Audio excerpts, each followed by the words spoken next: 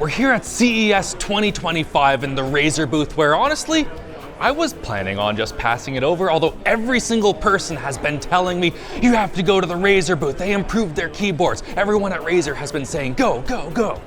So we're going to test it out. Now first, the older Razer Blade. As you can see, it is fairly thick and the keyboard is what you could call not very good.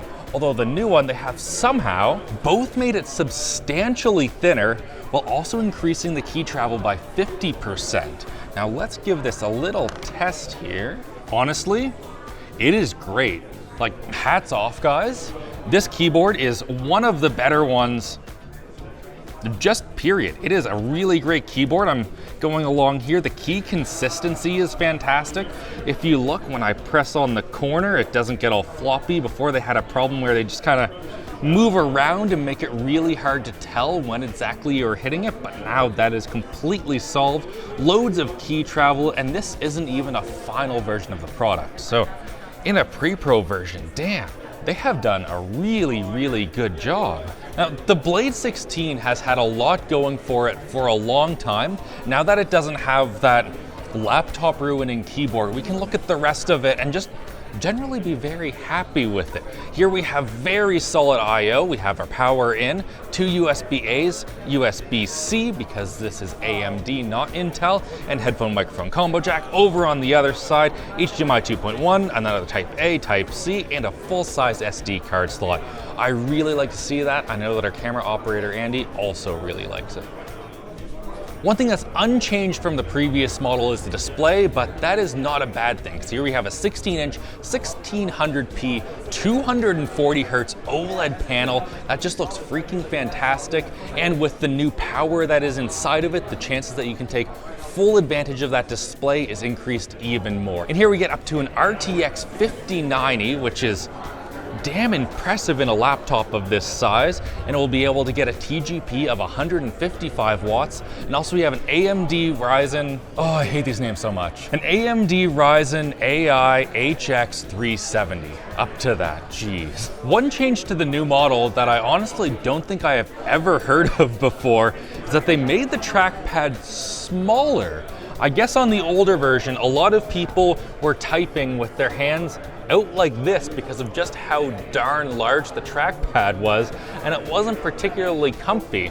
So now they have made it a little bit narrower to make where your hands want to sit while you type on the keyboard just make a little bit more sense. Now, one thing that didn't quite make sense to me was how they managed to make the laptop both thinner and increase the key travel by 50%. Now, part of that has to do with what they're calling their thermal hood.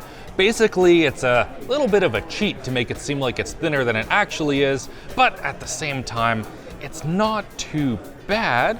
But we get to be the first ones to take this Razer Blade apart. We asked very nicely many times, and if you ask enough, sometimes you get to take apart a laptop. Our CES coverage is sponsored by dbrand's new Ghost Case 2.0. Have you ever owned a clear case that looked like this? Well, with the Ghost Case 2.0, that's literally impossible. dbrand's words, not mine. In fact, they're so confident about their zero yellowing guarantee that they'll literally give you a free replacement for life if it ever turns yellow. Now, you may have heard that clear cases can scratch pretty easily. In fact, dbrand had that exact problem with their original 1.0 version of the Ghost. Not anymore though. They have spent over a year developing an all-new scratch-resistant coating and replacing every single Ghost 1.0 customer for free. So if you want to get the holy grail of clear cases from a company that cares about their customers, head over to dbrand.com/ghost, and for a limited time, get $10 off, no coupon required.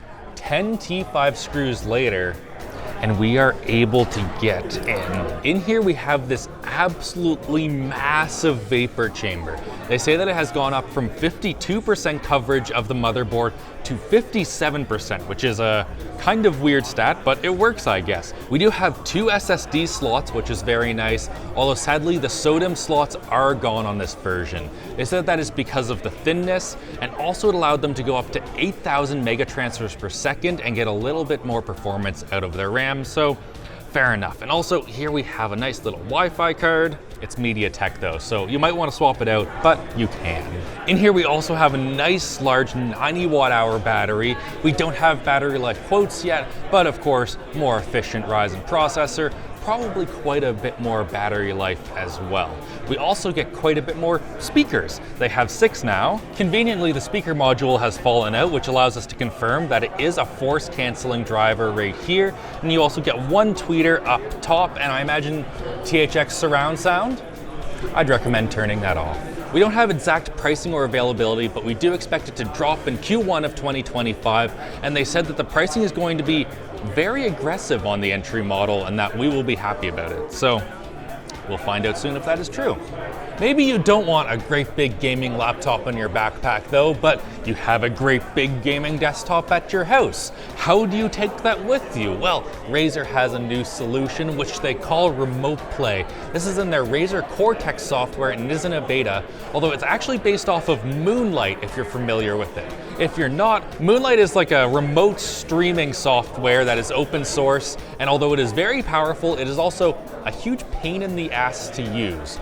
Fortunately though, Razer's implementation of it is incredibly simple. So you just say that you're a host here, you can go and say that you're on a desktop over here in their app, which works on Android, iOS, and Windows. The thing that's super cool about this is that in a lot of remote play situations, you are just copying what's on your desktop and putting it on your mobile device, even though the resolutions of the two probably don't match up. What they do here though is that it takes your game and displays it at the native resolution of your mobile device, which is just so much better looking. I don't see any artifacting here and the latency seems super low, which makes sense because Moonlight is fantastic, but I didn't have to spend the last hour setting it up, so I'd call it a win. Maybe in your remote play session though, things are getting very sweaty. You're playing some 12-year-olds in Rocket League and they are trying super hard, which is where the Project Arielle chair comes in. This right here is basically a Dyson Airblade integrated into a gaming chair, and it's actually freaking sweet. So they have like a fan that's down here, and then along the edges of this mesh, it is just going to be blowing on you and it feels incredible. But the best part is that maybe you don't want to cool down. It's the winter in Canada. You need some warmth. Well, you can just press a button right here. The thing's gonna turn red and suddenly you have some heating. I could see this not only being great for gamers, but also fantastic for just general office use, because sometimes maybe your neighbor is always running way too hot, you're running too cold. You can just decide, is your chair going to blow hot air on you, cold air? And it's very, very silent, so you don't have to worry about being that asshole that has a really loud fan on their desk. I like it. Now, we don't have pricing yet for Project Arielle, but given that the chair that it's attached to without the fan costs over $1,000, it's safe to say it will not be cheap. That is where the Iskur V2 comes in. They have new lumbar technology, which you don't really get to adjust, but if I'm honest, it does feel pretty darn good given the fact that this is a $299 chair. It has quite a good feel. This foam feels like that it's not going to be complete garbage in a couple of months like a lot of $299 chairs are. So I'm overall pretty happy with it. Just like I'm very happy that you made it to the end of this video. Huge thanks for watching, hit like, get subscribed, and just have a great old day. See you at our next CES booth.